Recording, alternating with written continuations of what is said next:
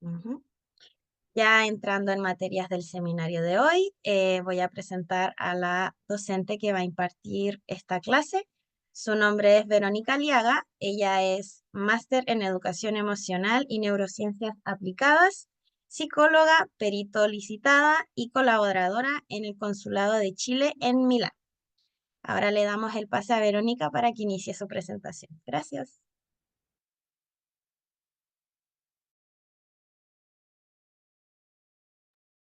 Perfecto, muchas gracias Francisca. Les voy a compartir pantalla de inmediato, que todavía no me aparece aquí. Ahí sí, perfecto. Vamos a comenzar entonces con el seminario de hoy, que se titula Hacia una psicoterapia efectiva, estrategias y reflexiones para profesionales emergentes. Bueno, Fran ya me presentó, pero les voy a dejar acá cómo también pueden encontrarme y cómo podemos también interactuar a lo largo del seminario. Aquí está mi Instagram, que es veroliaga.psicóloga, donde también pueden etiquetar durante el transcurso del seminario, al igual que a adipa.cl. Tengo un podcast que se llama 10 minutos para mí, que busca en el fondo entregarte en un tiempo cortito de tiempo herramientas para impulsar tu bienestar, y también aquí mi página web. Comencemos entonces. Bueno, primero que todo, darles la bienvenida y explicarles que lo que vamos a hacer hoy es un excelente punto de partida para todos quienes buscan especializarse, perfeccionar estrategias o también comenzar en el área clínica. ¿Por qué? Porque cuando comenzamos, esto no es tan fácil como parece. Pasa que nos enfrentamos a muchas como dificultades, incertidumbre en el momento en que decidimos comenzar con nuestro quehacer clínico. Por ejemplo, tenemos miedo por todo lo que se viene. Pareciera que es como un terreno incierto, tal vez como que no sé mucho, a lo mejor no estoy tan preparada, o si bien en el pregrado nos enseñan mucho contenido, pero ahora toca aplicar. Entonces, ¿cómo aplico todo esto que sé?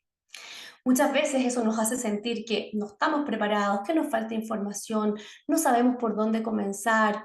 A su vez eso genera muchas creencias limitantes, aparece la inseguridad, se configura ahí también un poco el tema del síndrome del impostor. Por lo tanto, poder gestionar todas estas dificultades es clave para que podamos comenzar y para que podamos también impulsar nuestra carrera. Entonces, vamos a partir hoy día con algo clave, que son los fundamentos esenciales de la psicoterapia actual. Esto es súper importante como para entender qué terreno es el que estamos pisando. ¿Por qué? Porque la psicoterapia es una disciplina científica que está en constante evolución, ¿ya? Tanto los distintos enfoques, técnicas y tratamientos van cambiando y van avanzando según obviamente existen más estudios y más conocimientos sobre nuestro funcionamiento como personas. Por eso es súper importante que los profesionales en este campo, ¿cierto? Nosotros los psicólogos nos mantengamos actualizados en forma constante para que así podamos ajustar tanto los servicios psicológicos que ofrecemos, así como también de repente productos, a las necesidades actuales de las personas. Y esto obviamente nos va a permitir brindar tratamientos mucho más como modernos, atingentes y también tomar decisiones más informadas en nuestra práctica profesional.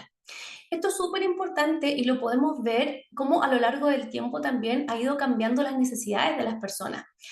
Por ejemplo, ustedes pueden ver el mismo ADIPA en la selección de cursos que tienen, que tal vez, no sé, hace un par de años habían menos cursos de neurodivergencia, hoy se necesita mucho más, por lo tanto también ahí hay una oportunidad de aprendizaje y también de trabajo. Entonces hay que estar siempre como atentos a cuáles son las necesidades actuales. Si vemos en profundidad cómo ha ido evolucionando el campo de la psicoterapia, hoy tenemos un énfasis particular, ¿cierto?, en la evidencia científica. Y aquí la reina de todas las terapias es la terapia cognitivo-conductual. Lo pueden ver también ahí en la oferta programática de ADIPA. ¿Por qué? Porque muestra eficacia comprobada en una amplia gama de trastornos, desde la depresión, trastornos de ansiedad, así como también otras dificultades del día a día. En la medida en que tenemos conocimientos sobre terapias que tengan una evidencia científica, obviamente también podemos impulsar nuestra carrera mucho más. También hoy en día existe apertura a nuevas técnicas basadas en evidencia, obviamente, como lo los modelos de terapia de aceptación y compromiso o la terapia dialéctica conductual que se utiliza muchísimo en los casos de trastorno límite de personalidad. Ambos modelos y ambas terapias integran mindfulness, estrategias de regulación emocional que son súper necesarias. Y aquí no solo se enfocan en cambiar, y esto es súper importante, sino que también en aceptar la realidad actual de las personas y cómo podemos aprender a vivir con ellas. Otro punto importante en este tema de la evolución es la flexibilidad y la accesibilidad. ¿Y a qué me refiero con esto? Que hace unos años atrás era imposible ver la psicoterapia desde el punto de vista tecnológico o la modalidad online. Y gracias a lo que ocurrió en la pandemia, que nos obligó, ¿cierto?, a ustedes mismos de repente en la universidad a adaptarnos a otro contexto, o incluso ahora mismo lo que estamos haciendo con este seminario, nos abre un montón de posibilidades. Por lo tanto, en la medida en que nos adaptamos a esto y que entendemos todas estas oportunidades que están apareciendo en la actualidad, podemos también desarrollar e impulsar nuestra carrera. Ahora, ¿cómo definirías tú la psicoterapia actual? ¿Qué cosas crees que son importantes de destacar allá? Más allá de a lo mejor lo que te han enseñado en la universidad, ¿qué estás viendo tú? Aquí me gustaría si es que pudieran participar en el chat e ir respondiendo a lo mejor conceptos o lo que para ti es la psicoterapia en este tiempo. Participen con confianza. Porque claro, de repente si lo vemos en tiempos anteriores, la psicoterapia era tal vez como más rígida, había una relación distinta, ¿cierto?, entre el terapeuta y el paciente. Por lo tanto, ¿cómo es la psicoterapia actual para ti? Escriban que voy leyendo.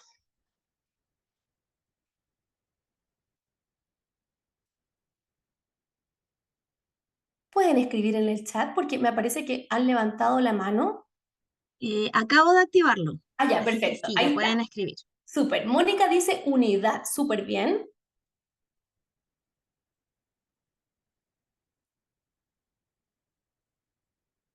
¿Alguien más? Me parecía que Maite había levantado la manito. No sé si era porque iba a escribir ahí algún concepto. Acá, eso, exacto. Guiar y acompañar en los procesos que las personas atraviesan. Súper bien. Alianza, Daniela dice. Súper. Acompañamiento. Espacio de trabajo, pero también de aprendizaje. Me encanta. Integral. Adaptación al contexto. Súper bien. Me encanta. Y esto es súper importante cuando hablan del tema integral, porque antes teníamos como teorías tal vez mucho más rígidas que no nos permitían integrar ciertos nuevos conocimientos. Y hoy desde la psicoterapia integrativa podemos decir, ok, este paciente tal vez necesita esta técnica de terapia cognitivo-conductual, pero tal vez esta otra de terapia humanista. Y en la medida en que integro todo esto, puedo ofrecer también un mejor servicio. Espacio seguro y de confianza, promover el bienestar y el crecimiento personal, impacto en las emociones, en las personas, súper, súper bien. En este aspecto yo creo que tenemos un avance significativo desde la psicología positiva, porque antes también teníamos el concepto de la psicoterapia y desde la psicología solo desde la enfermedad, ¿cierto? Desde los trastornos mentales, desde, ok, ayuda a una persona con un problema, pero la psicología positiva también nos ayuda a integrar la promoción del bienestar, promover, prevenir. Por lo tanto, claro, cambia muchísimo el paradigma. Súper bien, chiquillos. Bueno, teniendo esto en claro, la idea es que podamos hablar de eso. O sea, esta es nuestra base, la psicoterapia actual. Y la invitación hoy al seminario era cómo promovemos también psicoterapias más eficaces. Entonces, hablando de eso, ¿qué hace que un proceso de psicoterapia sea eficaz? Está comprobadísimo que la psicoterapia es un proceso eficaz, pero ¿cómo lo hacemos? Aquí es súper importante entender que esto es algo multifactorial. Son muchos factores que están interrelacionados entre sí. Aquí no se trata solamente del enfoque teórico que yo utilicé o de las técnicas, sino que también de algunos elementos claves que van a facilitar nuestro proceso terapéutico, y aquí yo les voy a mencionar algunos. El primero y el principal es la relación terapéutica, como ustedes también lo pusieron en el chat. Hay numerosos estudios que demuestran que la calidad de la relación entre el terapeuta y el paciente es clave y es el principal predictor de éxito terapéutico. La idea de que esta alianza terapéutica se pueda basar en la empatía, en la confianza, en la colaboración. ¿Por qué? Porque el paciente aquí necesita sentirse escuchado, comprendido y validado. En la medida en que fortalecemos esto, tenemos un buen predictor de que nuestra terapia va a ser exitosa. Por otro lado, también necesitamos el compromiso del paciente, ¿ya? Necesitamos que nuestro paciente participe en forma activa del proceso y obviamente ahí la eficacia aumenta en la medida en que el paciente está dispuesto a participar en el proceso activamente, reflexionar sobre sí mismo, realizar los cambios necesarios fuera de la sesión también, porque una cosa es que, claro, en la sesión trabaje y todo bien, pero fuera de la sesión se olvide de su proceso. Y este punto es súper importante, sobre todo cuando tal vez los pacientes asisten a tratamiento, pero obligados, no por iniciativa propia, hay un tema como de cierre, ciertos bloqueos, ¿cierto? Y ahí se hace muy difícil que el proceso terapéutico sea eficaz. Otro punto importante es que las intervenciones que realicemos sean basadas en la evidencia, porque hoy en día también existen muchas pseudociencias, pseudoterapias que no están basadas en evidencia y que también confunden al paciente y dicen, claro, esta terapia no me funcionó, ¿cierto? Las terapias aquí más eficaces se tienen que basar en intervenciones que han demostrado su efectividad en ensayos clínicos, y para eso hay un montón de estudios que van a avalarlo, ¿cierto? Lo mismo de repente con los test, tenemos que buscar test que estén avalados en Chile, por ejemplo. ¿Ya? Y aquí nuevamente terapia cognitivo-conductual es la reina porque es uno de los ejemplos más destacados de enfoques que tienen evidencia sólida y que eso obviamente va a respaldar su efectividad para amplia variedad de trastornos y en distintos usos que queramos darle. También otro punto importante es la personalización del tratamiento. ¿Y a qué me refiero con esto? A que la terapia es mucho más efectiva cuando se adapta a las necesidades del paciente. ¿Por qué? Porque no todas las personas van a responder de la misma manera a un enfoque específico. Y por eso es súper importante que nosotros como terapeutas podamos como detectar qué es lo más adecuado para ese paciente en particular y tratar de ajustar la intervención a la situación del paciente, ¿ya? De repente podemos tener dos pacientes con el mismo problema, tal vez el mismo motivo de consulta, pero claramente historias de vida distintas, formas de procesar la información distinta, por lo tanto, podemos tener lo mismo, pero requiere una intervención de nosotros distinta. Y a eso hay que poner mucho ojo. También tenemos que establecer objetivos claros y realistas. La idea es poder establecer metas que sean claras, pero que también sean alcanzables desde el inicio del tratamiento. Muchas veces tenemos las metas claras, pero que estas no son alcanzables. Uno es así como, pucha, ¿cómo llego a este punto, cierto? La idea es que, bueno, en la medida en que sean alcanzables, medibles, vamos a poder mantener como un enfoque claro y por sobre todo también vamos a poder medir el progreso del paciente. Entonces, tenemos establecidas estas metas y cada cierto tiempo siento que es bueno hacer una revisión. Ok, ¿cómo vamos con esto? Perfecto, esto un check, estamos bien. Pero ¿qué pasa con este otro tema? O de repente surgen objetivos y metas nuevas, entonces este tema tiene que estar en constante ajuste y necesitamos revisarlas periódicamente para asegurar, obviamente, que se ajusten a las necesidades de la evolución del paciente, a las necesidades actuales, porque probablemente las necesidades del paciente al inicio de la terapia son distintas que en la mitad o que el final. También tenemos factores extrínsecos. ¿A qué me refiero con esto? Tiene mucho que ver con el contexto de vida del paciente, con lo que está pasando afuera de la terapia. Y esto influye muchísimo también en la efectividad del proceso terapéutico. ¿Por qué? Porque cuando un paciente, por ejemplo, no cuenta con una red de apoyo adecuada o a lo mejor no cuenta con los recursos adecuados en términos, por ejemplo, no sé, económicos, o cuando tiene crisis externas así como incontrolables, le puse yo ahí. ¿A qué me refiero? Por ejemplo, violencia intrafamiliar. ¿De qué me sirve a mí, por ejemplo, trabajar en sesión y como reforzar ciertos temas con X pacientes si después llega a su casa y a lo mejor tiene un contexto súper complejo? Ahí obviamente también a lo mejor requiere otro tipo de intervención, a lo mejor más comunitaria, tal vez judicial incluso, para que apoye el proceso, porque el proceso psicoterapéutico por sí solo no va a ser una modificación completa de lo que el paciente necesite. Ya. Entonces, Esto, lo que acabamos de ver, nos demuestra que la psicoterapia es un proceso efectivo en la medida, ¿cierto?, que se van cumpliendo todos estos elementos que son clave para que sea eficaz. Pero ¿qué pasa? Esto también nos invita a desarrollar ciertas habilidades claves en nosotros como terapeutas para que tengamos un proceso efectivo. La idea es que, claro, tenemos un contexto que facilita, pero también tenemos estas habilidades que van a facilitar mucho, mucho más. Por un lado, necesitamos desarrollar la escucha activa y la empatía. Y es esta habilidad de entender mucho más allá de las palabras y de conectar con el paciente de una manera significativa, de una manera auténtica. No sé si algunos de ustedes asisten a terapia, pero probablemente si asisten a terapia, este elemento es tan importante de parte de tu terapeuta, el sentir que te está entendiendo, el sentir que te está poniendo atención. Y muchas veces, claro, cuando nos toca al revés, nosotros somos el terapeuta, en ese momento hay que tomar nota, hay que estar atento, ¿cierto? Al lenguaje no verbal, a un montón de cosas, pero en la medida en que uno conecta con el otro es capaz de hacer la diferencia. Por lo tanto, a esta habilidad creo que hay que ponerle atención y tratar de ir desarrollándola un poquitito más cada día. Por otro lado, también tenemos el establecimiento de la alianza terapéutica. Como veíamos antes, es un elemento clave. La alianza terapéutica lo cambia todo. Por lo tanto, tenemos que sí o sí saber crear un espacio seguro, de confianza, donde el paciente pueda compartir sus experiencias.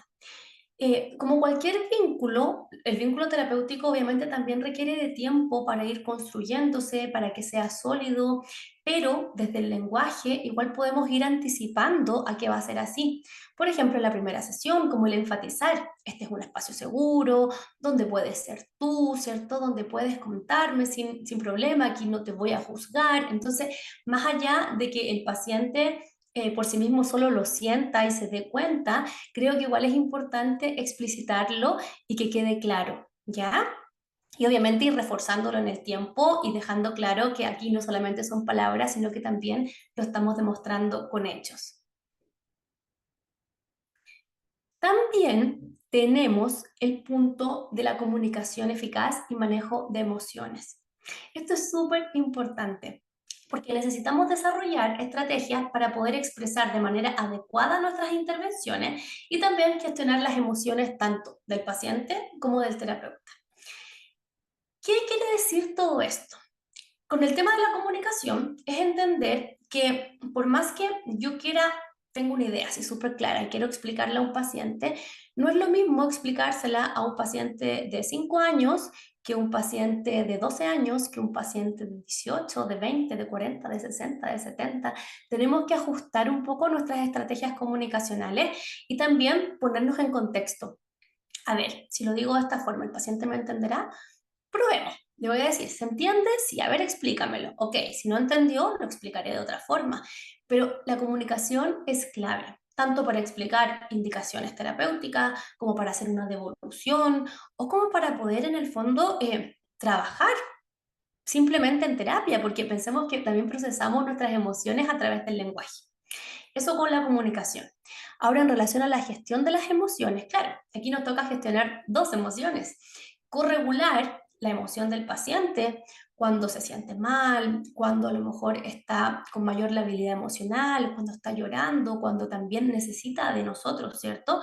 Y también gestionar nuestras propias emociones, porque antes que terapeutas somos personas. Por lo tanto, claro, si una persona te está contando, de repente en sesión uno se enfrenta a la vulnerabilidad máxima del otro.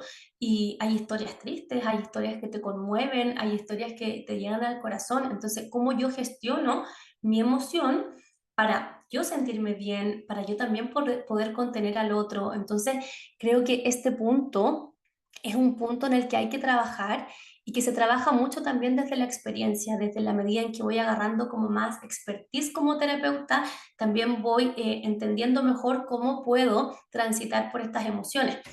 Ahora, creo que también es importante aquí destacar otro punto que tiene que ver con la autenticidad.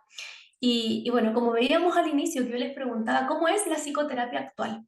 Tal vez en una psicoterapia más antigua, era impensado que un profesional demostrara emociones. Hoy en día es normal que yo te diga, pucha, es que heavy lo que me estás diciendo, o entiendo lo que me estás diciendo, es completamente entendible tu emoción, no sé cómo el validarlo, o el decir, a mí también me llegó. ¿Por qué? Porque somos personas, por lo tanto, desde esa humanidad o desde esa vulnerabilidad también conectamos. Ahora, ¿qué cosas hace un buen terapeuta? Y esta pregunta yo la encuentro muy bonita. Yo aquí puse algunas ideas. Por ejemplo, tiene una escucha activa y empática, como veíamos, es una habilidad clave. Ofrece un ambiente seguro y sin juicios. Establece una relación de confianza con su paciente, ¿cierto?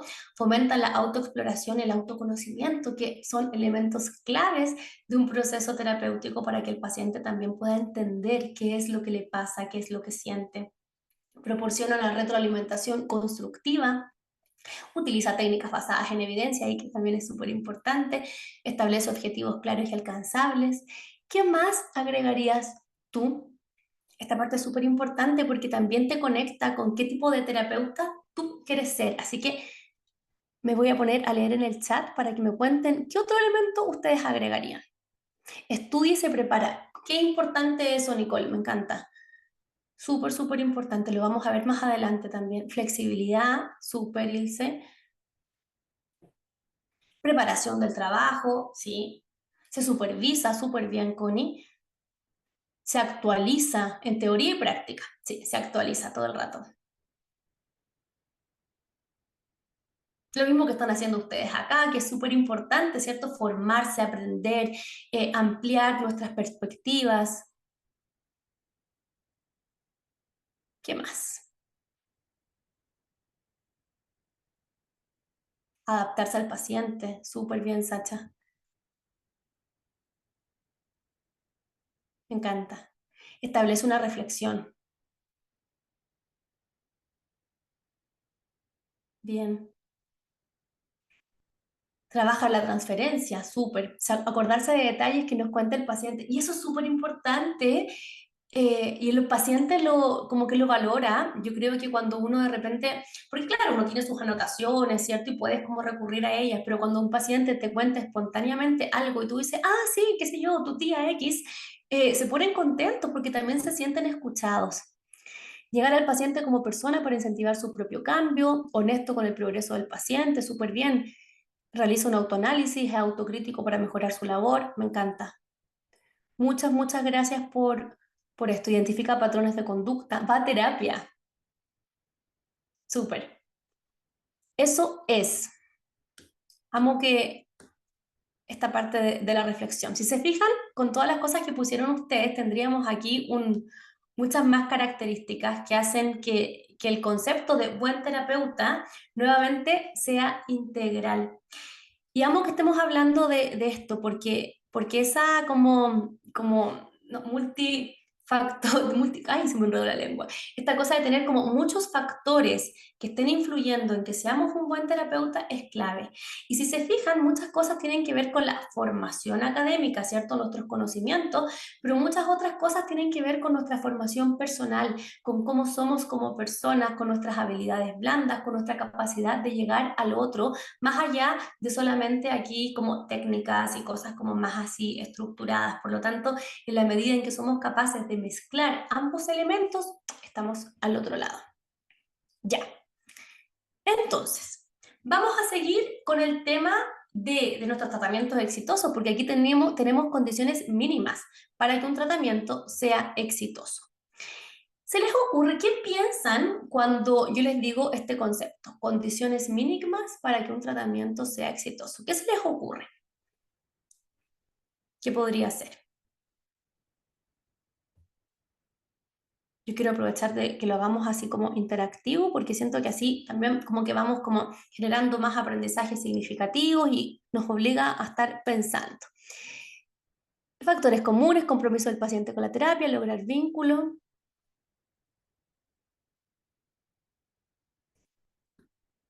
setting, vínculos, mantener una frecuencia de sesiones, ética, encuadre. Me encanta.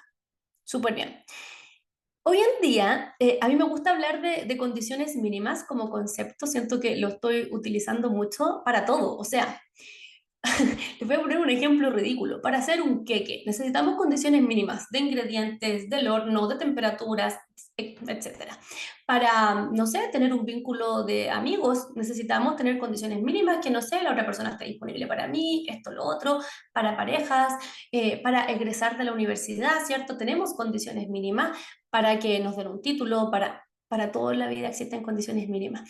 Y en la medida en que lo establecemos y que nos damos cuenta cuáles son, tenemos más posibilidades de que cualquier cosa que estemos haciendo sea más exitosa.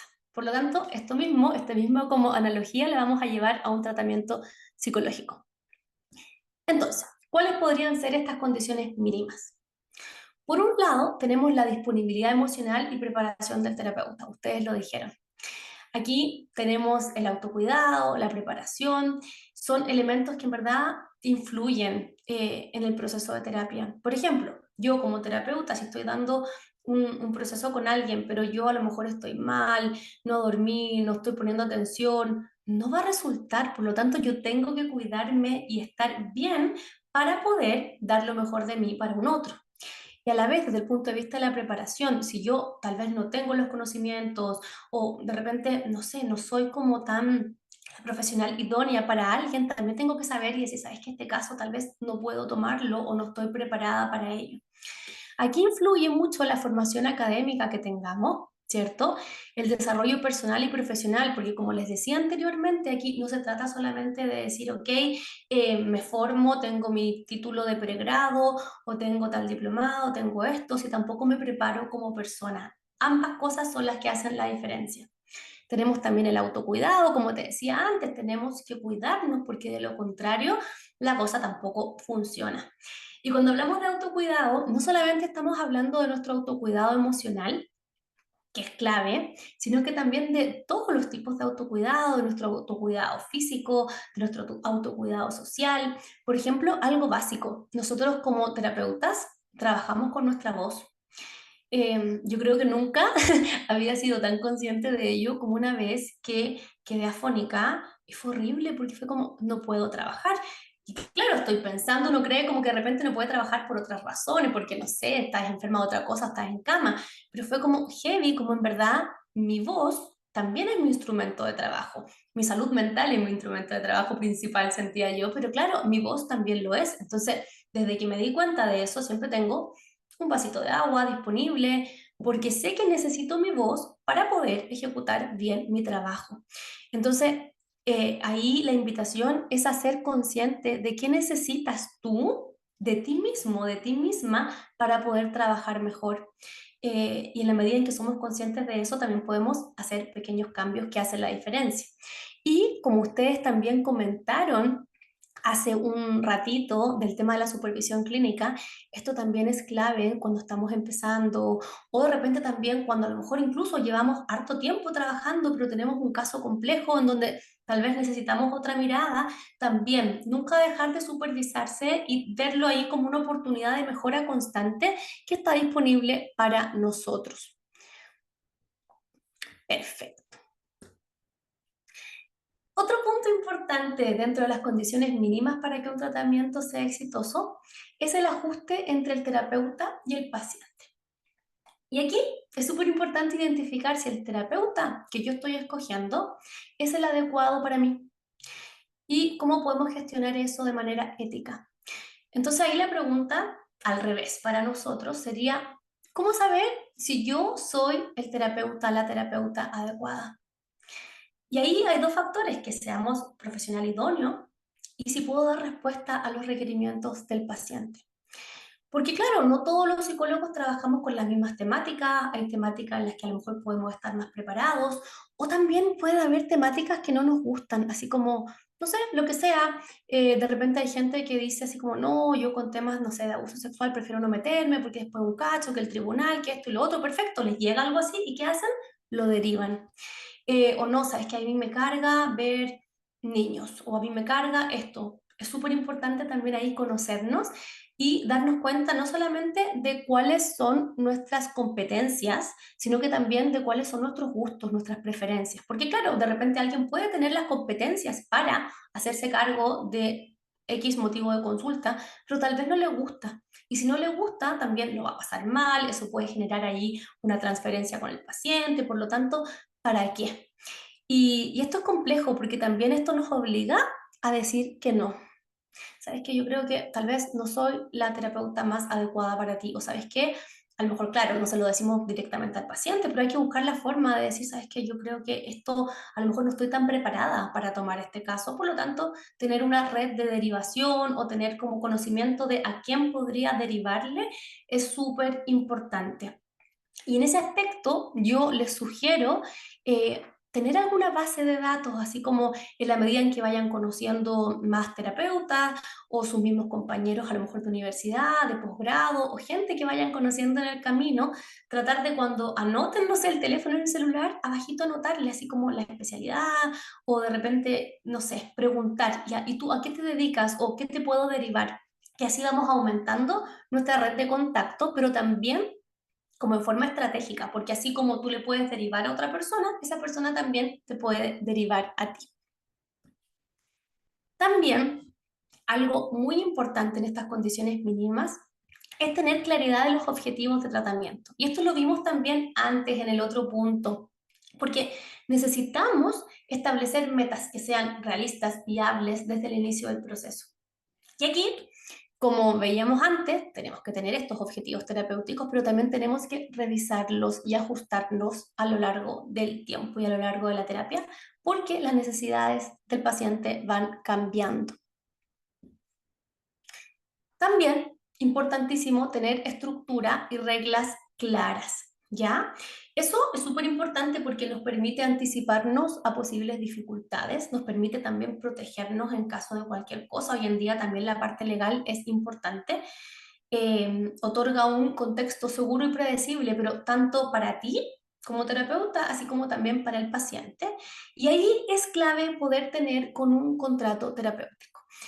Em, por ejemplo, cuando pensamos en anticiparnos a posibles dificultades, el contexto terapéutico no está exento de dificultades. Tenemos dificultades a veces todos los días, que de repente un paciente pidió una hora y no asistió, o de repente algún paciente que no sé, abusa un poco del vínculo terapéutico, o un paciente que a lo mejor te escribe en horarios inadecuados, o no sé, lo que sea. ¿Qué dificultades en el contexto terapéutico se les ocurren a ustedes que podrían existir?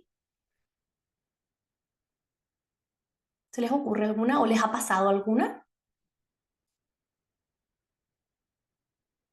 Mónica dice que importante ese punto. Es que es súper, súper importante, pero así muy importante. Incumplimiento de horario, súper bien, Carla.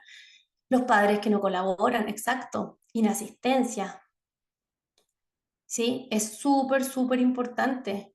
Pacientes que no respetan los límites entre el vínculo terapéutico, no respetan la confidencialidad, exacto. O sea, estar preparado para estas dificultades es súper, súper importante. Un contrato terapéutico nos ayuda. Dejar las reglas claras en la primera sesión también. Decir, por ejemplo, que tienes 24 horas para cancelar tu sesión. Después de ese tiempo, a lo mejor si tú me cancelas una hora antes, la consulta se cobra igual. Dejar todo, todo súper, súper claro. Pacientes que hablan en horario que no corresponde, exacto. Pacientes que te dan la responsabilidad a ti cuando en realidad es de la escuela, claro, poco compromiso, fallecimiento del paciente lamentablemente puede pasar, exacto, o también problemas como por ejemplo algún paciente con riesgo suicida, tenemos que saber contactarnos con la familia. eh, Otros problemas que también pueden ocurrir son problemas legales. ¿Qué pasa si un paciente te comenta que, no sé, cometió un crimen o que fue testigo o que es cómplice o que fue víctima de algo, ¿cierto? ¿Cuáles son las implicancias? Entonces, esto tenemos que tenerlo súper ordenadito. No es algo que pase todos los días, pero cuando pase, tenemos que saber qué hacer y en el fondo estar preparados. Y por último, tenemos la psicoeducación. Y esto es súper, súper, súper importante porque necesitamos dejar información clara con los pacientes, aclarar dudas, explicar el diagnóstico, educar al paciente. Está comprobado que en muchas dificultades que presentan los pacientes, en la medida en que uno ocupa la psicoeducación como herramienta, mira, sabes que sobre todo en la ansiedad, a mí me ha pasado mucho con pacientes con ansiedad, que la psicoeducación es una tremenda herramienta, porque ocupamos el autoconocimiento también, ¿cierto? Y empezamos a entender cómo funciona el ciclo de la ansiedad y el paciente se hace mucho más consciente de como, ah, me pasa esto porque tengo este elemento gatillante, entonces en ese momento voy a activar esta otra estrategia, entonces los hace mucho más partícipes de su proceso. Y por otro lado, esta parte de aclarar dudas y explicar el diagnóstico está enmarcado dentro de los derechos y deberes de los pacientes. ¿Se han fijado que cuando uno va a una clínica está como en gigante, esta imagen, esta gráfica que dice derechos y deberes de los pacientes? Bueno, ahí creo que en el 1 aparece eso, tengo derecho a que me expliquen mi diagnóstico, a tener información, por lo tanto aquí esto casi que es una parte legal. Si es que a uno, un paciente le dice, ya, pero a ver, explíqueme, ¿qué es? No sé qué, uno tiene que saber explicarle y el paciente tiene que tener claridad sobre lo que le está sucediendo. Estoy viendo en el chat que alguien puso algo. Ya, eso lo voy a responder al final, Constanza, ya para no desviarnos ahí del tema, ¿ya? Entonces, eso, así con la psicoeducación. Entonces, entendiendo esto, estas condiciones mínimas, ¿les hace sentido como que tenemos que tener este desde para que un tratamiento funcione? ¿Lo habían pensado antes? ¿Lo habían visto, no sé, en la universidad, algo? ¿O como que primera vez que estamos aterrizando este concepto de condiciones mínimas?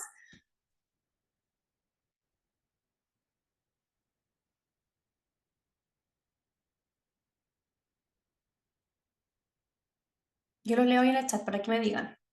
Y ahí dice, no lo había pensado tan a profundidad. Sí, es que es algo súper importante, sobre todo en el momento en que uno establece también el cómo quiero trabajar.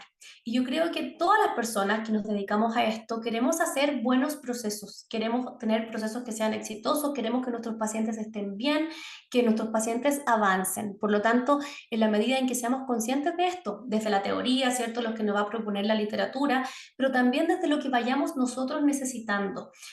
Por eso nuevamente es el ajuste, ¿ok? Esto dice la teoría, cómo yo esto lo ajusto a mi práctica diaria, cómo yo esto lo ajusto a lo que necesito en el día a día en mi quehacer clínico.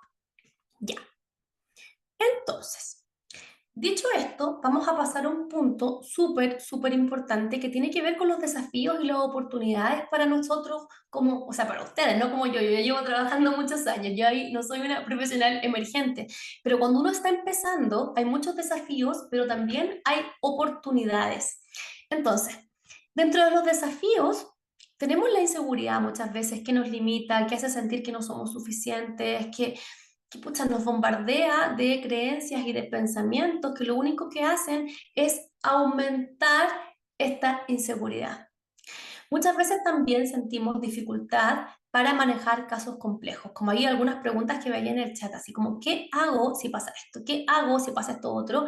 Porque claro, nuestra práctica clínica no está exenta de dificultades. Los casos complejos, obviamente, desde un punto de vista como matemático y estadístico, son los menos. No es que uno esté rodeado de casos complejos todo el tiempo, pero sí hay que saber qué hacer cuando estos ocurren.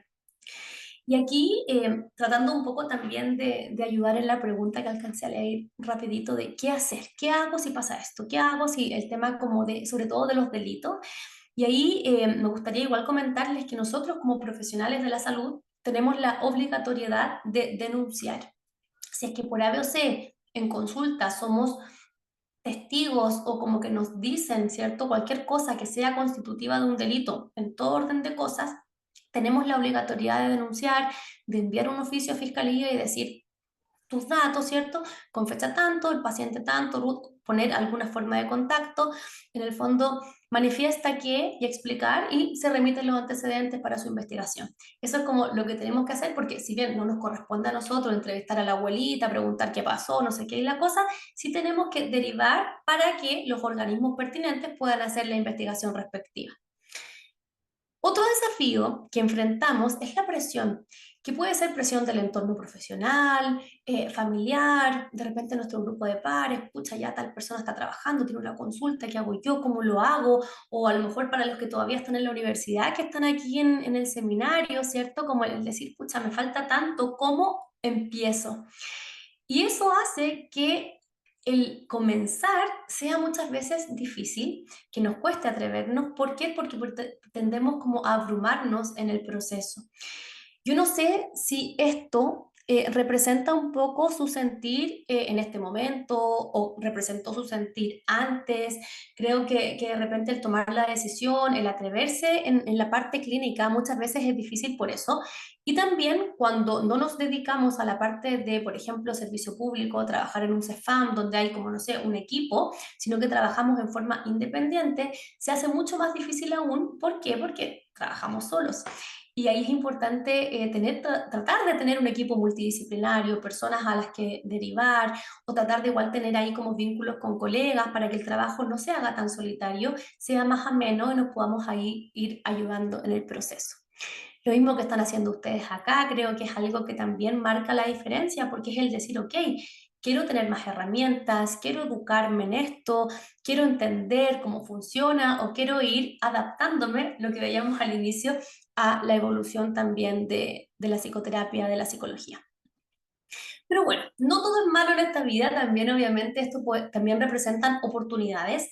Y aquí tenemos una tremenda oportunidad de crecimiento personal y también de crecimiento profesional, que nos invita a la formación continua, a especializarnos y a buscar ahí también estas tendencias emergentes en psicoterapia. Y ahí, no sé si a alguien más le gusta, pero ahí me encanta vitrinear cursos.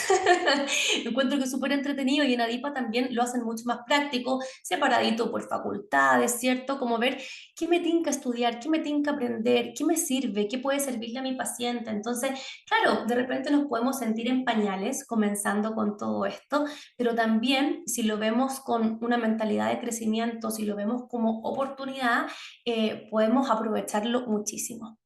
Y en ese aspecto, cuando hablamos de formación continua, estamos invirtiendo todo el rato en nuestro futuro profesional, en nuestras decisiones y en lo que queremos ser, tal vez no hoy, sino que a lo mejor el próximo año, en 2 años más, en 5 años más.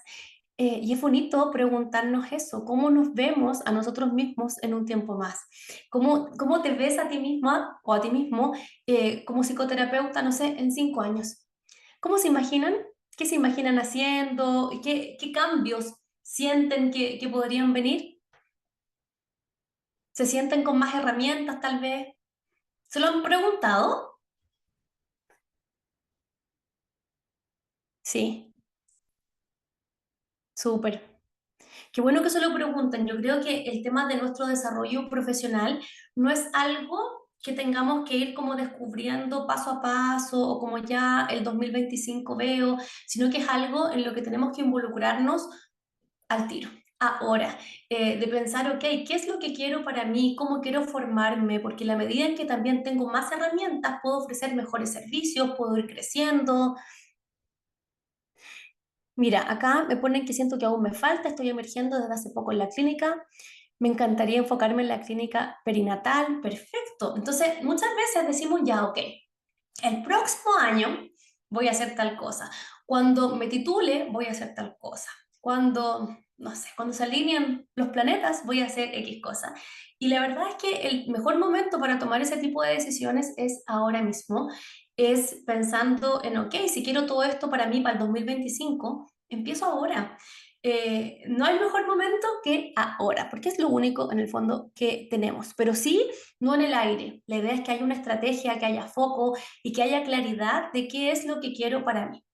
Ahora, algo lindo igual de todo esto es que si nos equivocamos en el camino o si es que de repente tomamos una decisión pero después no nos gusta, igual podemos reinventarnos, podemos hacer cosas distintas. Yo conozco mucha gente que por años se dedicó, no sé, a la psicología organizacional y que este año tomó la decisión de decir, no, me apasiona la clínica, así que quiero darle la oportunidad.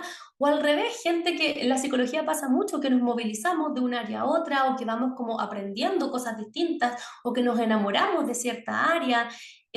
también pasa que dejamos de hacer cosas en el camino. Por ejemplo, yo cuando empecé me formé como psicoterapeuta infanto-juvenil y trabajé en eso muchos, muchos años. Y me pasó que mis pacientes empezaron a crecer y, y yo también empecé a crecer con ellos en el sentido de decir, ok, me empezó a gustar más la parte juvenil, después adulto joven y así como uno empieza como a adaptarse. Y hoy en día veo súper, súper pocos niños. Entonces, vayan viendo y vayan escuchándose qué es lo que les gusta hacer, en qué cosas quieren formarse. Y esto es súper importante porque en la medida en que nos formamos, tenemos mucha mayor adaptabilidad al cambio, ¿ya? Por ejemplo, lo que les hablaba al inicio también. Antes era impensado el tema de atender online. Hoy todo es online, estamos en este curso que es online y nos vamos a ir adaptando a nuevas tecnologías, metodologías, tendencias que vayan pasando. También nos permite crecer en términos profesionales y avanzar en nuestra carrera a pasos mucho más agigantados, ¿ya?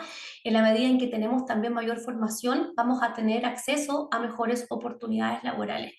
Y esto se empieza cuando hoy en día se puede empezar antes de que uno salga de la universidad, incluso el mismo ADIPA, que hay un montón de cursos que te piden estar en el último año o los dos últimos años de carrera y tú ya puedes formarte, por lo tanto sales de la universidad y en tu currículum no está pelado, tienes más cosas para poner y eso igual obviamente te da más peso en términos académicos y en términos también profesionales.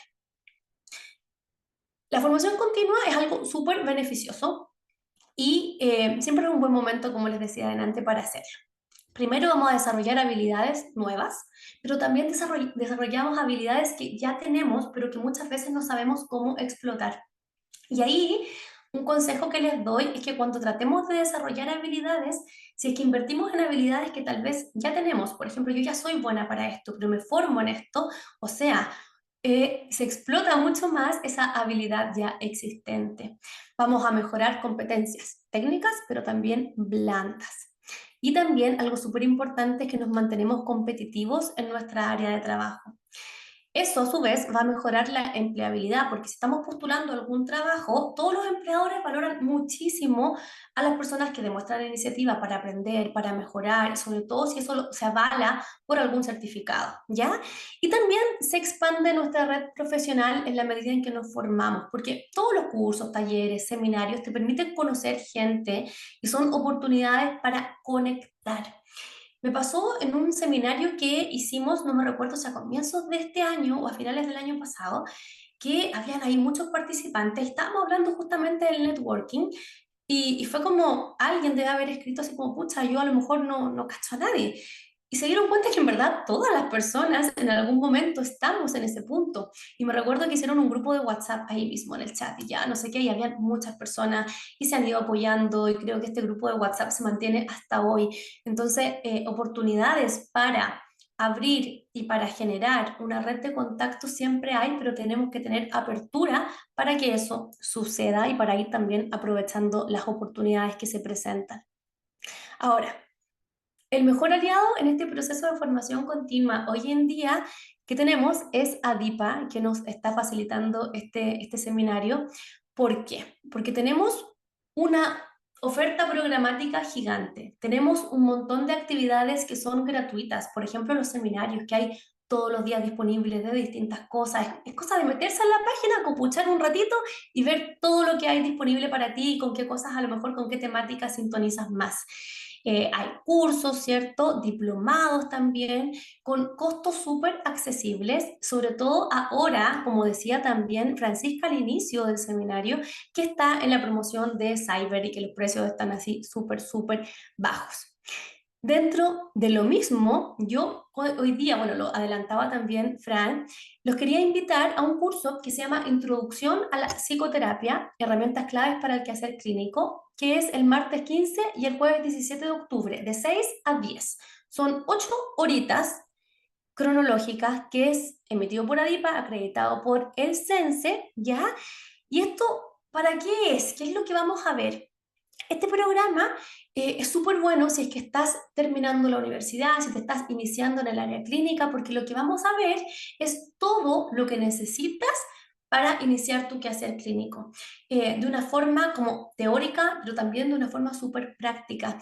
Entonces, haciendo alusión a las preguntas, por ejemplo, que hacían delante, ¿qué hago si pasa esto? ¿Qué hago si pasa lo otro? Lo vamos a abordar.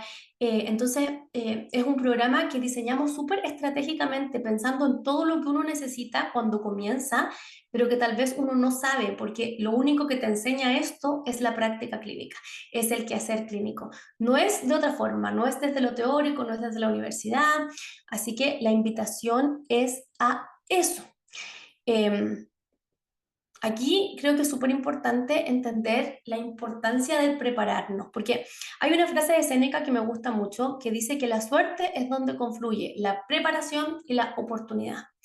Cuando aparece la oportunidad, si estamos preparados, esa oportunidad es nuestra, pero si no, a veces se fuma.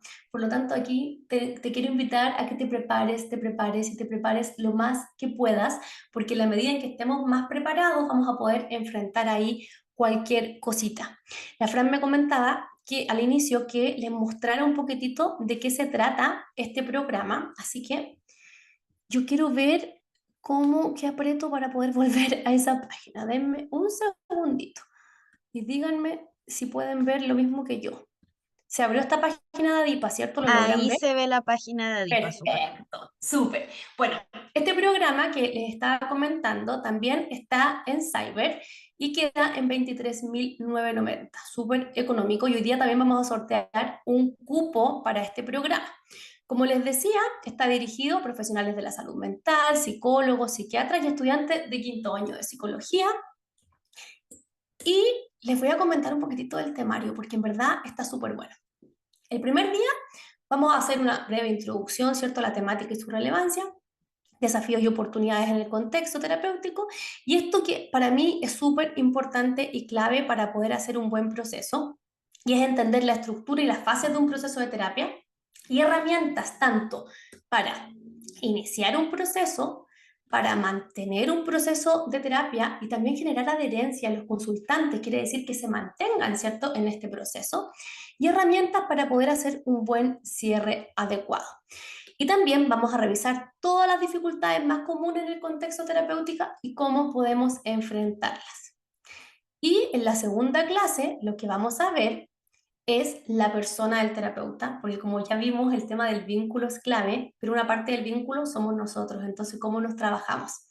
Vínculo terapéutico, autocuidado del terapeuta, que ya lo vimos, es clave y esencial, habilidades clínicas fundamentales y cómo las desarrollamos paso a paso, herramientas y técnicas clínicas que sean efectivas, que sean comprobadas, y también vamos a revisar cómo profundizar en técnicas más avanzadas y más específicas a través de ADIP. Así que ahí les voy a enseñar cómo podemos hacerlo, hay ciertas rutas de aprendizaje, así que va a estar buenísimo. Como le decía, es martes y jueves, martes 15 y jueves 17, de 6 a 10 de la noche, con certificación.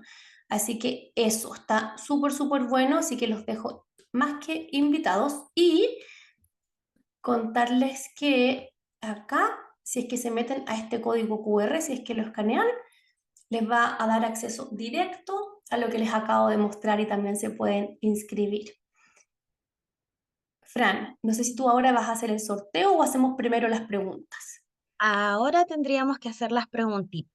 Así que Perfecto. si tienen cualquier consulta respecto a la presentación que Verónica acaba de dar, recuerden que tienen que ir al icono de reacciones y levantar la mano para hacer su pregunta. Perfecto.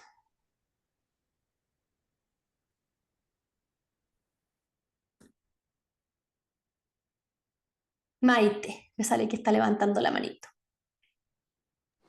Hola, ¿me escuchó? Sí, te escucho.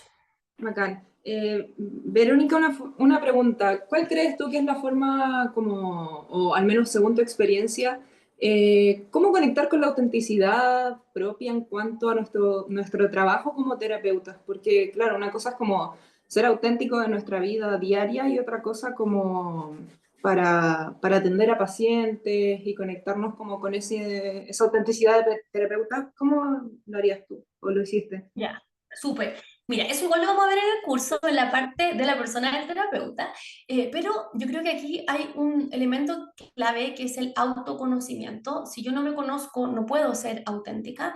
Y lo otro también tiene que ver con la aceptación, porque si no me acepto, tampoco voy a ser auténtica. A mí me pasó mucho al inicio de mi carrera que uno se mete como en el rol del psicólogo. Yo egresé súper chica, tenía 23 años y estaba ahí con mis pacientes y lo que yo quería era verme grande, po. Verme más adulta, verme respetable. Entonces eso también hacía que tal vez encuadrara las sesiones o de una forma, o hasta de repente incluso la vestimenta, como pensando en lo que yo quería proyectar. A lo largo del tiempo me fui dando cuenta que la autenticidad y en la medida en que yo más conectaba con quién era yo realmente, era lo que realmente iba a hacer que existiera una conexión real con el paciente. Por lo tanto, fui como sacándome de este rol y tratando de integrar el rol, que obviamente es un rol profesional y que está súper bien, con quien yo soy. Y eso, Maite, no hizo más que potenciar lo que yo ya estaba haciendo, porque la autenticidad es clave y lo vimos, es un elemento que en verdad facilita el proceso, que hace que la otra persona conecte contigo de forma mucho más real, de forma mucho más genuina. Y para eso yo creo que uno tiene que perder el miedo a ser quien uno es y trabajarse a sí mismo y como no decir como, pucha, tal vez si soy yo me veo poco creíble o si soy yo misma me veo, no sé, distinta. Y darse cuenta que no pasa nada y que si tú eres una persona, no sé, chistosa, de repente en terapia también puede aflorar esa parte de ti y a lo mejor ser más lúdica, o si de repente eres creativa, puedes aplicar toda tu creatividad en el contexto terapéutico y aprovechar tus propios dones para que faciliten el proceso terapéutico y no tenerle miedo como a abrir la puerta a lo que uno es realmente. Así que eso. Me parece que hay más personas con las manos levantadas, pero no las puedo ver. No sé si tú me ayudas, Fran, que Sí, me dice dos Gabriel participantes, pero no me salen con Sánchez. nombre. Gabriel Sánchez. Hola, ¿me escucho? Sí, te escucho súper bien. Hola. Sí, Ah, Gabriel, ¿se ya. escucha bien? Primero, gracias por la presentación. Ya, aquí creo que estoy un poco desfasado, pero primero agradecer la presentación, muy claro todo. Eh, y te quería preguntar, Verónica, según tu experiencia, ¿cuál fue lo más desafiante para ti empezando a hacer psicoterapia? Y quizás cuál es el mayor desafío que ves hoy. Y si es que hay alguna forma, o tú, ¿cuál ha sido la forma, la mejor forma que has encontrado para superar estos desafíos? Ya. A ver, yo creo que cuando me lancé, lo más difícil tal vez era como el empezar, pero cuando uno empieza, yo siento que la cosa fluye solita. Tal vez mi mayor desafío como a nivel personal era el tema como de los adultos como más grandes, porque claro, yo era chica, tenía 23 años y si me llegaba un paciente de 50 no me sentía tan preparada, por lo mismo también limité la edad sobre todo porque sentía que a lo mejor yo no había vivido tanto, entonces, ¿qué le voy a venir a decir a una persona si yo no he vivido nada aún?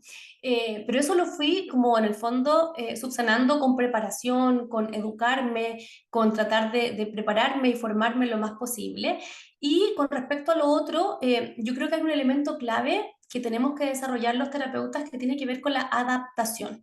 En la medida en que nos adaptamos y sabemos cómo adaptarnos y utilizar los recursos personales que tenemos, cualquier cambio, cualquier cosa que pase, vamos a poder sobrellevarlo bien. Y te voy a dar un ejemplo concreto. Cuando fue la pandemia, yo me acuerdo que cuando fue la pandemia, claro, yo estaba empezando, yo tuve una pausa porque me fui a vivir a Italia un tiempo y justo había vuelto. Entonces estaba empezando la consulta de nuevo. Y fue bien complejo porque yo antes atendía en otra ciudad donde tenía una cartera de clientes grande y fue como volver a Santiago donde no me conocía a nadie. Entonces fue empezar de cero. Pero yo siempre tuve la mentalidad de que no estaba empezando de cero, sino que todo lo que había vivido antes obviamente me servía. Y estaba en eso, así como agarrando vuelito y fue la pandemia y fue como, no, ¿qué hago ahora?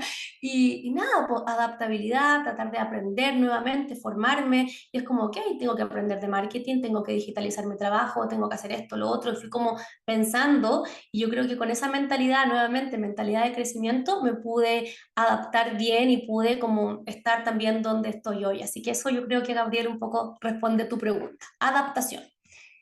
¿Quién más, Fran? Constanza Bauer. Hola, No sé si Hola se me Connie, escucha. te escuchamos Eh, perfecto. ya. Yo quería preguntar acerca de los límites, porque a mí, como en mis primeras experiencias, me ha pasado que, por ejemplo, una paciente se sentía más como mi amiga que como yo, su terapeuta. Y entonces es como, ¿cómo establezco esto para que sea como algo más como de psicólogo y paciente, más que una relación como de amistad? Porque uno no puede ser finalmente un amigo del paciente. Exacto, sí. Ahí yo creo que hay un momento clave que es la primera sesión. En la primera sesión tenemos que establecer límites de cosas súper importantes como ya, si tú no me avisas que vas a asistir o el tiempo máximo de espera es tanto.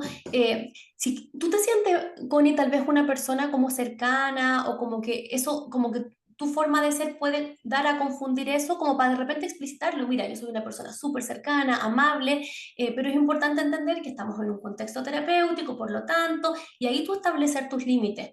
Si es que es el caso, porque de repente pasa que hay personas que son más cálidas que otras, y eso no tiene nada de malo, pero de repente también decirlo como para que no se preste para un malentendido. Ahora, ¿qué pasa cuando esto ocurre ya transcurrir la terapia? O a lo mejor no lo dijiste en la primera sesión y en la tercera te diste cuenta que la paciente a lo mejor está pasando ese límite terapéutico. Siempre yo creo que es bueno como decirlo y como verbalizarlo. Tal vez como, no sé, el cómo tú te sientas o de una forma adecuada también para que la persona tampoco a lo mejor se lo tome a mal, ¿cierto? Sí, eso mismo, como para no poner una barrera tan grande como esto del rol que uno tiene.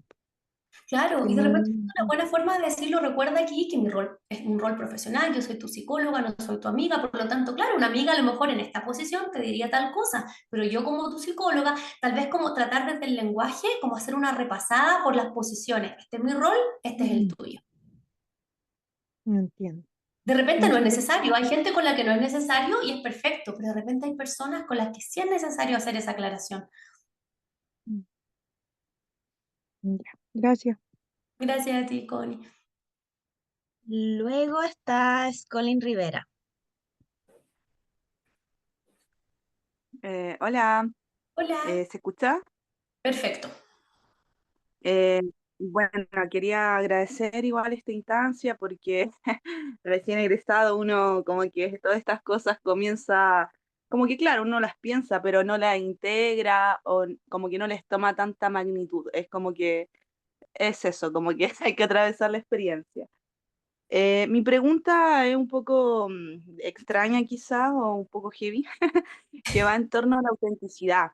Ujú. Porque yo pienso que el espacio terapéutico, eh, a nosotros se nos atribuye una gran responsabilidad de cómo estimular esta alianza, pero siento que a veces uno puede hacer muchas cosas y, y aún así uno no tiene control sobre todos los efectos que puede generar en el otro, porque claro, uno lo puede hipotetizar, cómo se pudo haber sentido, lo que está pensando, lo que está ocurriendo en la dinámica familiar, qué es lo que está quizás proyectando en uno, qué cosa a lo mejor fibra sensible uno tocó, a veces, muchas veces sin querer, aunque incluso uno es asertivo o intenta ir como tanteando el terreno para saber dónde está y bueno, el otro te va mostrando también hasta dónde llegar, digamos, te va mostrando ahí los baches, pero a veces siento que se nos atribuye una gran responsabilidad, pero también siento que hay una parte de la cual no tenemos control. Sí podemos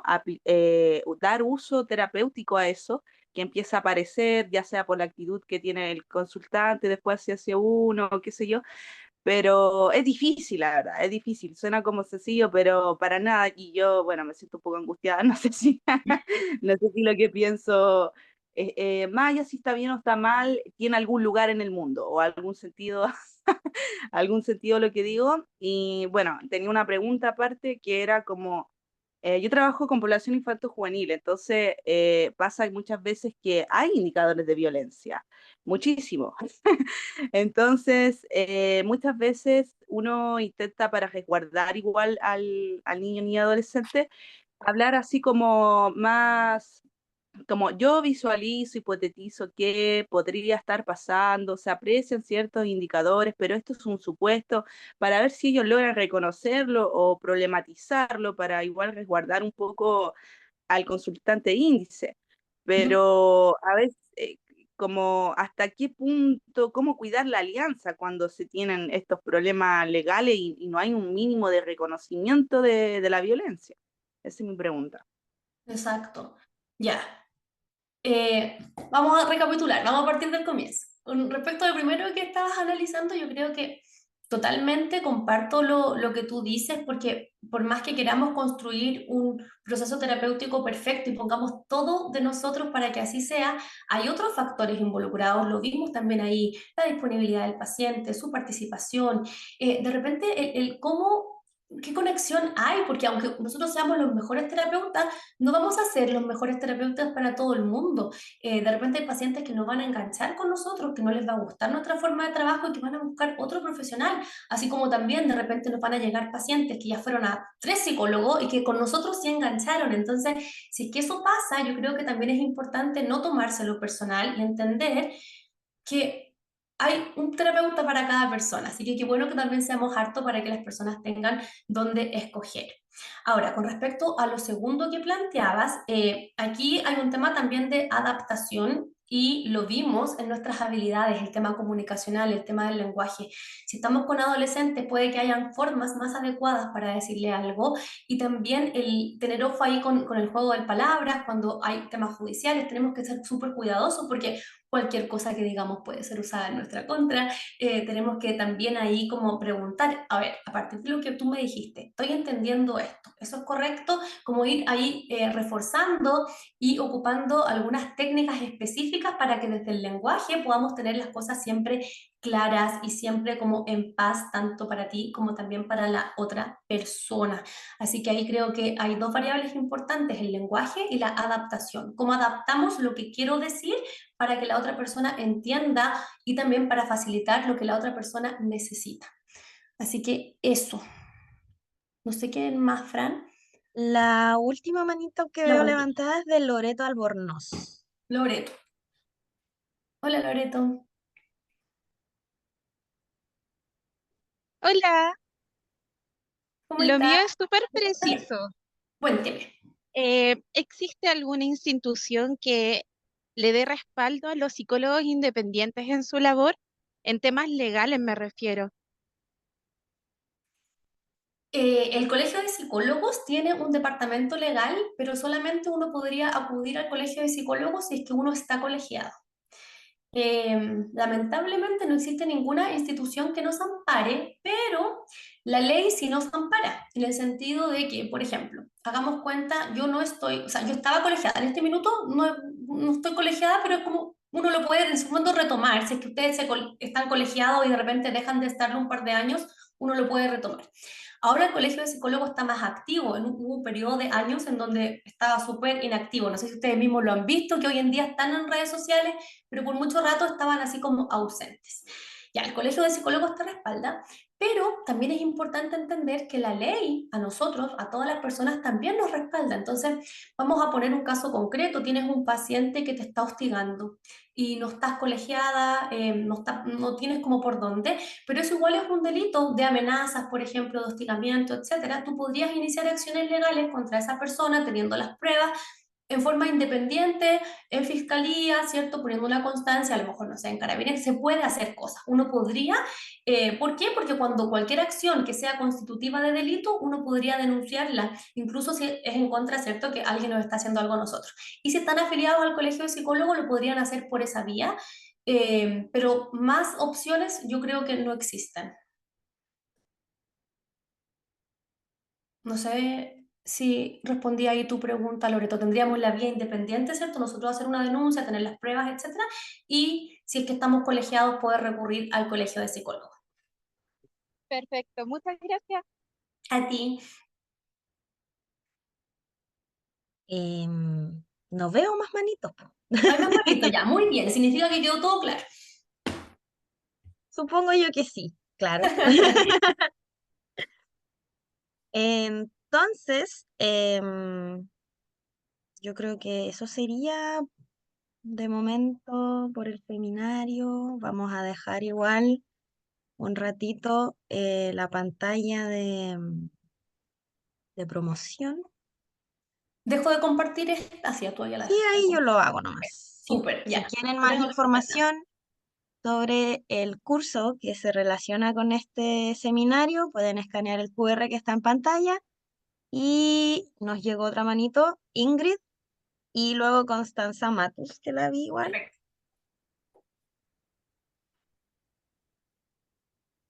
Ingrid,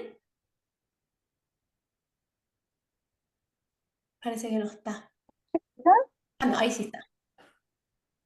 ¿Sí? Sí, te escucho.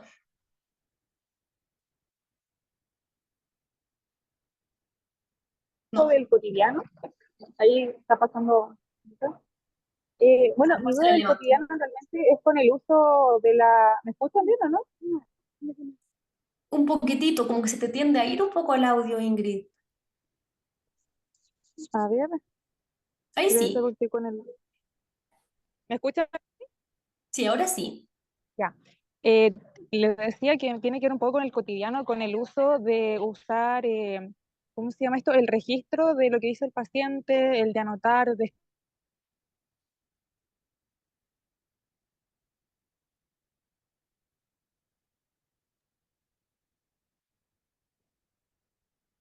Pucha, creo que perdimos a Ingrid de nuevo. Sí, te Ingrid, perdimos. si te cuesta mantener el audio, puedes escribir la pregunta en el No chat. sé si hay algún tips, por ejemplo, o más información al respecto de cómo hacerlo, porque hay personas que se incomodan realmente cuando escriben mucho o están como pendientes de la libreta. Y también tiene que ver el tema de escuchar al paciente, es lo otro. Y al mismo tiempo de algunas cosas que se tienen que anotar, como por ejemplo, tal vez nombres, cosas más importantes. Entonces, mi pregunta va como en eso, en saber cómo hay alguna estrategia, algún tips, tal vez alguna forma general que lo hagan los otros terapeutas o algo como muy personal. Sí, mira, yo creo que eso obviamente igual depende de cada persona. Tenemos que, por un tema legal, tener un registro de ficha, sí.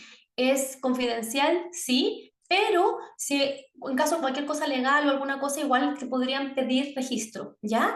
Creo que es súper importante en la primera sesión tener un registro como tal vez como más estandarizado. ¿Por qué? Porque necesitamos recolectar información específica, ya sea nombre, fecha de nacimiento, edad, tal vez hacer ahí algún genograma, motivo de consulta, sintomatología, antecedentes previos, ¿cierto? Como que en la primera sesión yo sí o sí ocupo una estructura mucho más estandarizada para poder hacerlo más organizado y partir la terapia de una forma como más estructurada. Luego de eso, yo mis registros como de sesiones, claro, van a ser a lo mejor menos estructurados, salvo que yo quiera hacer algo puntual en la sesión o como vaya saliendo, pero sí o sí hay que registrar. Si es que por A, B o C un paciente te manifiesta que le incomoda o que de repente te dice, ¿y qué está notando? o ¿qué dije que está notando tanto?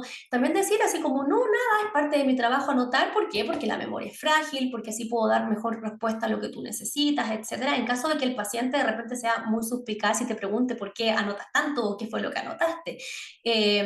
Eso, como el explicarle si es que eso pasa, o tal vez en la primera sesión también decir, mira, por un tema netamente como de la estrategia o de mi forma de trabajo, en esta primera sesión necesito anotar muchísimo para que quede todo clarito y para que podamos hacer un buen proceso. Entonces, nuevamente, el lenguaje es nuestra mejor herramienta en la medida en que expliquemos y también explicitemos el por qué estamos haciendo lo que estamos haciendo.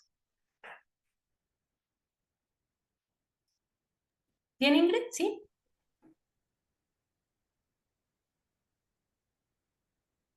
Sí, digamos que sí. Luego, Constanza Matus había levantado la mano, pero al final escribió en el chat que qué cursos recomienda para profesionales emergentes. Ya, depende. Hay un curso que me tocó también a mí ser docente y que es asincrónico. Tú lo puedes comprar ahí, está disponible para ti siempre. No me recuerdo el nombre exacto, pero es como el cómo impulsar tu carrera. Es súper bueno porque es como el cómo empezar desde cero, desde iniciar actividades en el servicio de impuesto interno, desde el tema de los cobros, tu registro de ficha, contrato terapéutico, así como todo. Es como que yo siento que ese es el puntapié inicial para iniciarte en la práctica clínica. De repente, no sé cómo lo podrían buscar, porque no me acuerdo el nombre exacto. Tal vez como si me buscan a mí como docente, puede que les aparezca. Hay otros cursos que ya son más específicos porque van a depender de distintas teorías, de distintas técnicas, desde qué enfoque quieres darle. Por lo tanto, yo creo que ese va a ser como súper bueno para empezar. Este que va a ser el 15 y el 17, que nos va a dar como las herramientas para poder llevar a cabo un proceso. Y ya todo lo demás va a tener que ver con técnicas específicas que vamos a hacer una pincelada también en ese curso de, ok, ¿cómo me oriento o cómo, de qué forma? Pero todo depende de qué es lo que tú quieres y de qué es lo que tú necesitas. Y ya estaría haciendo la última preguntita en pos del tiempo, Aranza Monsalve. Hola, Hola, Aranza. mi consulta era respecto con la pregunta anterior, ¿Ya? en el caso de que el paciente especifique directamente que no quiere que uno tome nota, ¿cómo uno lo podría hacer? Porque yo estoy estudiando todavía, estoy en último año, Ujú. entonces igual ya me ha tocado hacer práctica en el área clínica. Entonces, me pasó con un paciente que me especificó que no podía tomar notas de lo que él le decía. ¿Por qué razón? Me dijo simplemente porque no le gustaba y no quería que haya un registro de lo que él me esté comunicando. Ya. Eso puede ser súper peligroso, porque imagínate el paciente te cuenta, maté a 3 personas, no sé qué y la cosa, pero no tienes que anotarlo.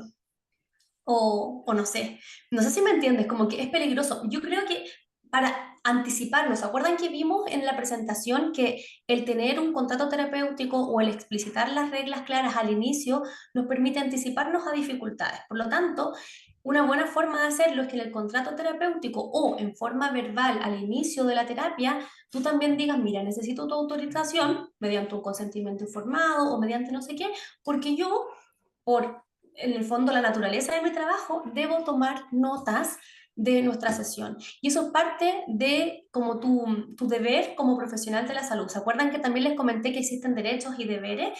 Todos los profesionales de la salud tenemos que llevar una ficha clínica. No es porque a nosotros se nos ocurra, sino que es un derecho que tiene el paciente y un deber que tenemos nosotros como profesionales. Es como ir al médico y que te recete algo, pero que no lo anote en la ficha clínica. Entonces tú vas y le dices, doctor, es que me hizo mal, qué sé yo, la metformina que me dejó. ¿Cuál metformina? Tiene que tenerla anotada. Entonces, nosotros como profesionales de la salud, no es que alguien se vaya a leer las cartas con nosotros, alguien va a una atención profesional, por lo tanto, tiene que haber un registro. Y si el paciente no está de acuerdo, y a lo mejor esto te pasó en tu práctica clínica, decir que te lo dejé por escrito, el paciente no está de acuerdo con esto, le puedes comentar a tu supervisor y tú decir también que por un tema de protección hacia ti misma, tú prefieres no atender a ese paciente porque no serías la profesional idónea porque tú no estás dispuesta a no tener un registro, porque es lo que te protege a ti también en caso de cualquier cosa. ¿Se entiende? Sí, me quedó muy claro, porque en esa ocasión mi profesora tomó el caso, a mí me Sí. derivaron otro. Súper bien. Y también tú decir, de repente a veces pasa que da susto cómo decir que no o poner límites, pero cuando de repente las cosas no son correctas, tenemos que hacerlo y decir, ¿sabes qué? Yo no estoy de acuerdo con esto porque esto es una obligación, como en el fondo argumentar y dejar registro. Ok, si tú quieres eso, perfecto, pero me lo firmas acá y yo esto lo derivo. Ya, muchas gracias. A ti. Ok, esas serían todas las preguntitas. Súper. Los dejamos nuevamente invitados al curso y muchas gracias a Verónica también por la exposición del día de hoy.